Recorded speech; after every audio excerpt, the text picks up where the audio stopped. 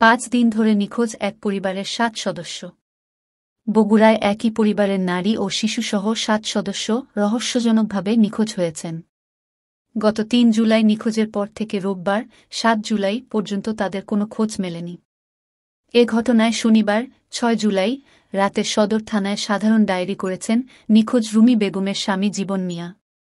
এর আগে গত 3 জুলাই শহরের নারুলি এলাকার ভাড়া বাসা থেকে জীবন মিয়ার পরিবারের 7 সদস্য নিখোঁজ হন।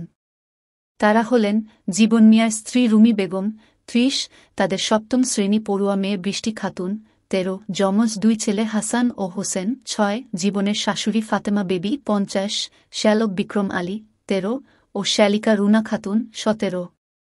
জীবন মিয়া নীলফামারী জেলার সৈয়দপুরের বাসিন্দা। তার শ্বশুরবাড়ি লালমনিরহাট জেলা সদরে। গত 10 বছর ধরে বগুড়া শহরের নারুলি এলাকায় তারা ভাড়া বাসায় থাকেন। জীবন মিয়া বলেন, গত 3 জুলাই দুপুরে বাড়িতে ভাত খেতে এসে দেখতে পায় বাসায় কেউ নেই। স্ত্রীর ফোন বন্ধ। শাশুড়ি ফোন বাড়িতে রেখে গেছেন।